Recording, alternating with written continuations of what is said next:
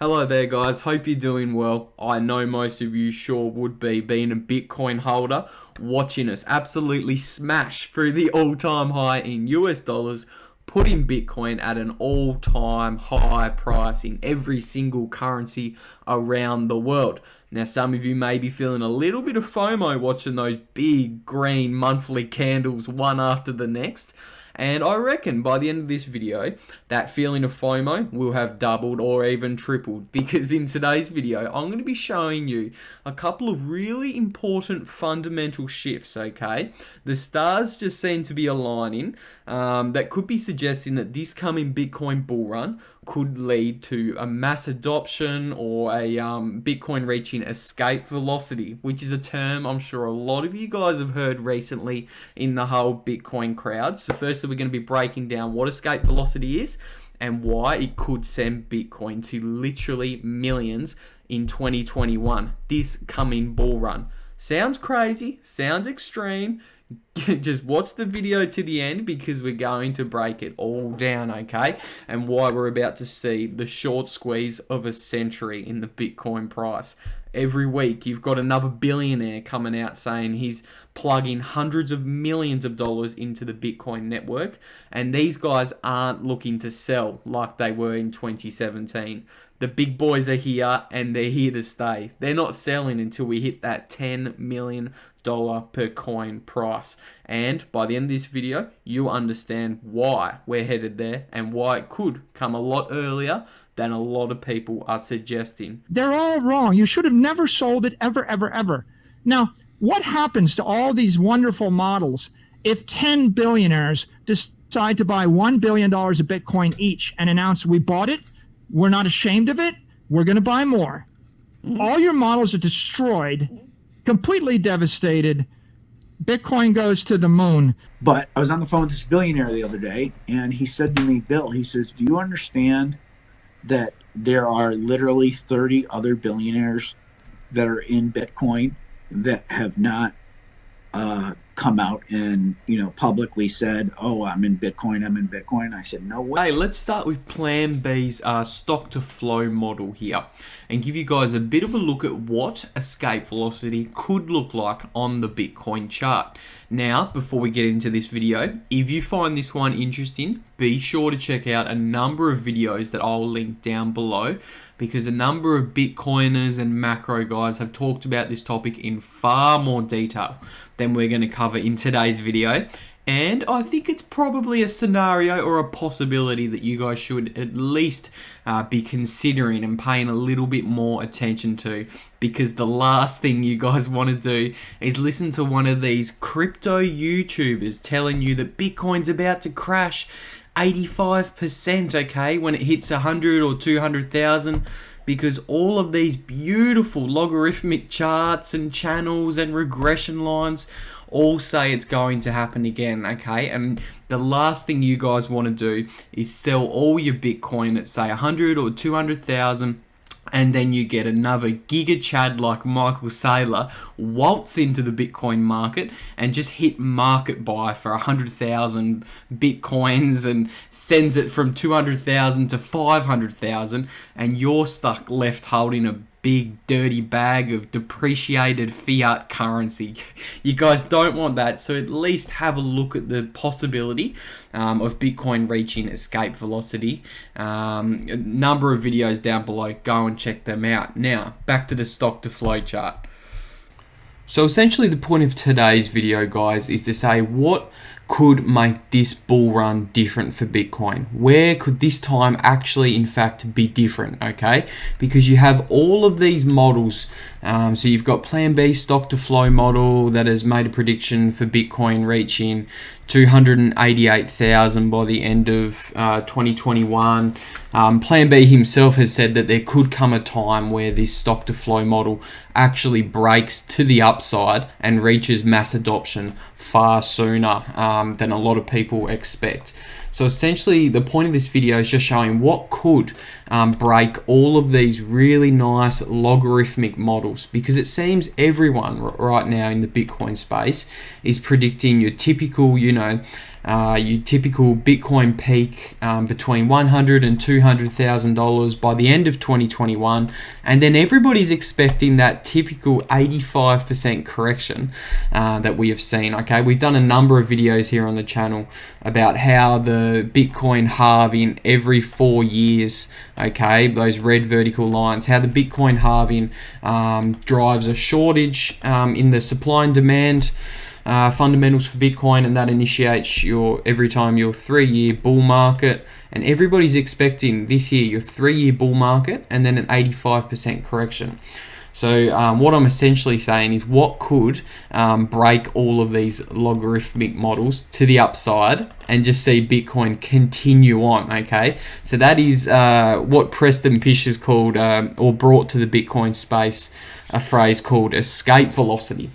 So that essentially just kind of describes you may get to a point where the people selling at $100,000 to $200,000 a coin, the amount of Bitcoins that they're putting onto the market to sell, it may actually not outweigh the demand for Bitcoin, okay? Because if you have central banks, or if you have these large institutional billionaires coming into the space buying these coins at $100,000 to $200,000, the Bitcoin price will just simply keep going. If there's more demand for it, then there is profit takers at this $100,000 to $200,000 level. So a good way to think of escape velocity and Bitcoin, every one of these peaks where you have sellers and profit takers, and you get a very steep 85% correction in every occasion, okay? That kind of, the new sellers up here at the peak of each bull run, it kind of acts as like a gravity or that kind of thing on the Bitcoin price, okay? And a lot of people are expecting we're going to experience the same kind of profit taking or the same kind of selling at this $100,000 or $200,000 level. Now, what the aim of today's video is saying, what if this time could be different, okay? And instead of, there's just more buyers than there are people selling up here, because you could get the central banks and everyone coming in. So essentially, picture a rocket ship as it breaks free of Bitcoin's, as a rocket ship breaks free of Earth's gravitational field, there's nothing stopping it, and it's just going to go all the way.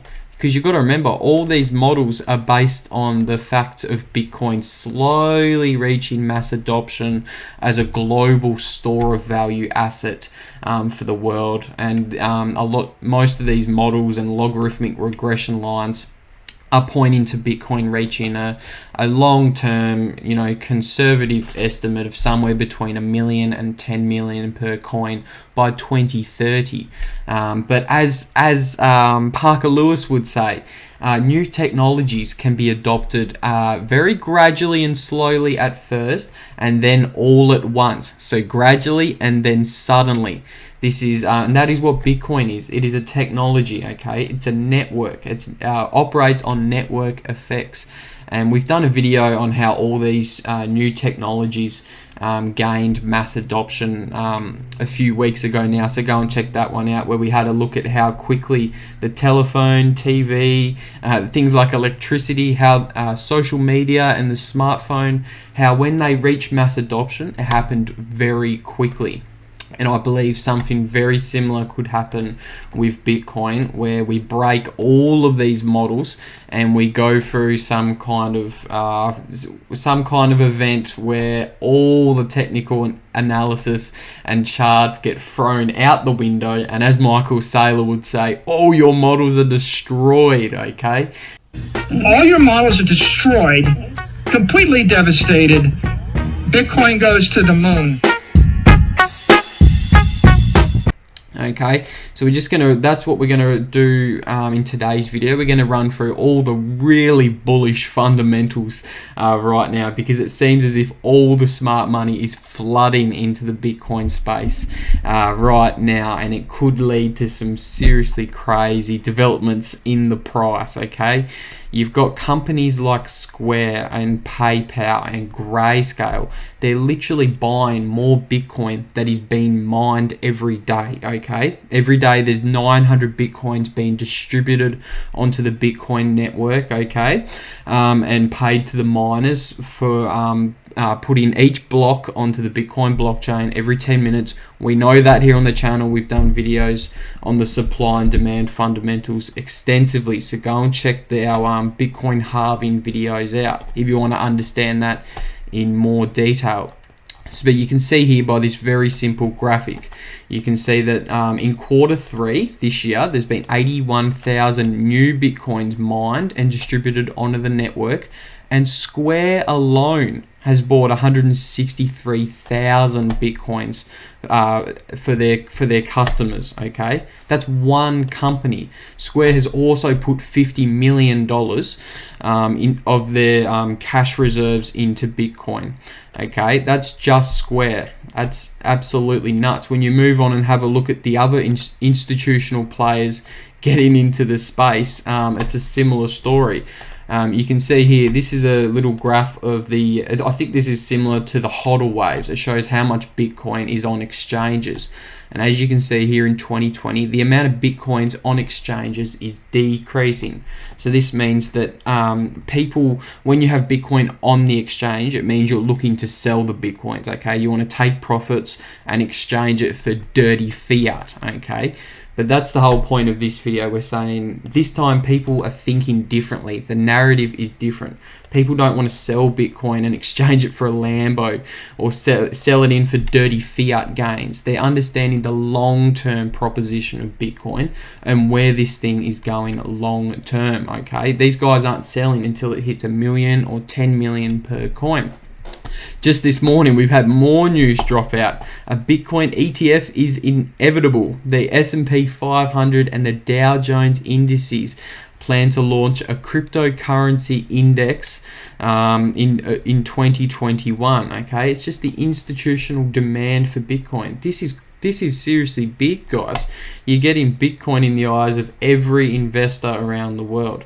So we touched on Square and how much Bitcoins that they were buying, okay? Later in the video, we'll show how much PayPal is buying for their 300 million users, okay?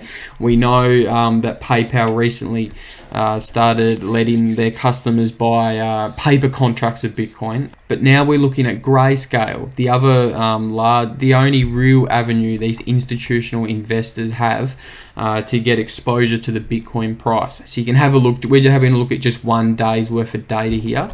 But you can see on the 3rd of December, the miners produced 900 Bitcoin.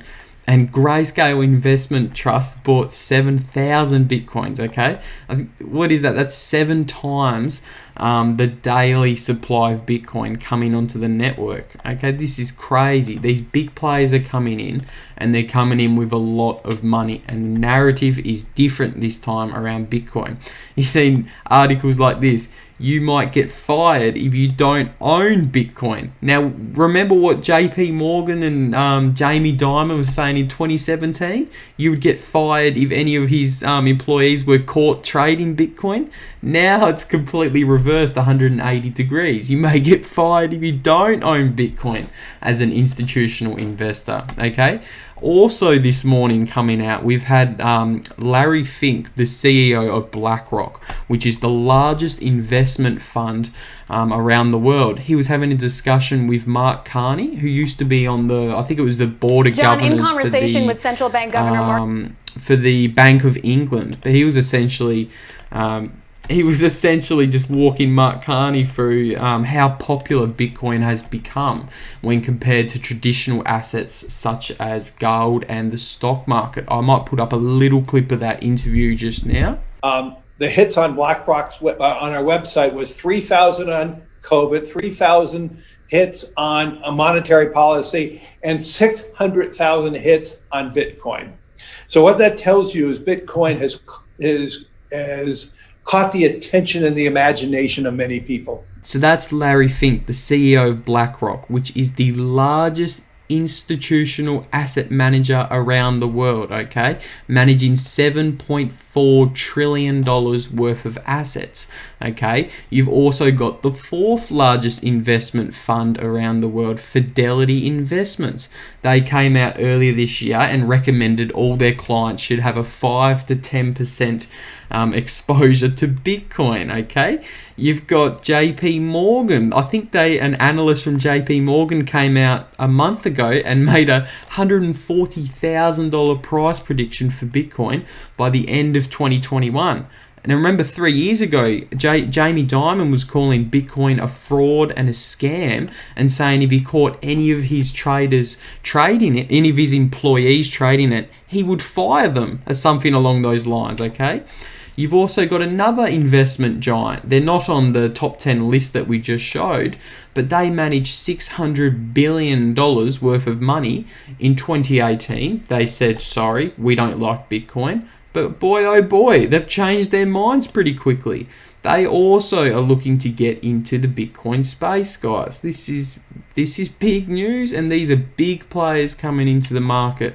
Okay, you've got Citibank, another one of the largest banks in America, coming out and making a $300,000 price prediction for Bitcoin by the end of 2021. Okay, I think they released this article here to their personal clients, and it got leaked somewhere. But they even brought out the little TA stick here, technical analysis, and said, hey, look, each 4-year halving creates your new 3-year bull market. We think Bitcoin could be around 300,000 by the end of 2021, aligning with Plan B's stock to flow model prediction. Okay, but as you're going to see later on in the video, these large corporations and companies now hold over 4% of the total Bitcoin circulating supply. Okay, that's 1 million Bitcoin. You've got these other large players like Chamath Palihapitiya. I hope I didn't butcher his name. I think he owns a large percentage of the Bitcoin supply, maybe 1% off the top of my head. Don't quote me on that figure. You've got the Winklevi twins. I think they own around 1% of the total circulating supply. These guys aren't selling at 100 or 200,000. They all understand the long-term proposition of Bitcoin. And just when you thought we'd ran out of bullish headlines to cover in today's little video, we're gonna have to come back and do another one tomorrow, I reckon. We've got the Bitcoin having its highest monthly candle close of all time. I jump on Twitter for the first time in a couple of days, and now Lionel Messi now owns Bitcoin. World famous soccer player. I'm sure you guys know who he is. And then you've also had Niall Ferguson come out a few days ago, who's a famous historian and very well regarded in the kind of macroeconomic scene for his famous 10 or 15 books he's written on money and economics. And he's come out and said Bitcoin is winning the COVID-19 monetary revolution. And he was citing how important Bitcoin is to give people the power to be able to truly own their money and not have governments able to confiscate it in any way, shape or form, saying that that was a revolutionary advancement in money and giving people the power to opt out of an authoritarian or a totalitarian regime in these third world countries and be able to take their life savings on a plane and leave that country, which has never been possible before, guys, with gold or fiat currency. They would never let you take more than 10% or whatever arbitrary number they make up, that they come up with for capital control reasons, and they force you to stay in that unfavorable regime.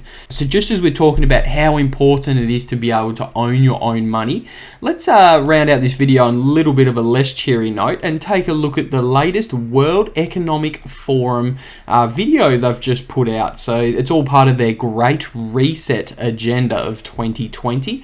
Feel free to go check that one out on your website, on their website, if you want some nightmares. But let's have a look at their first two predictions for the world by 2030.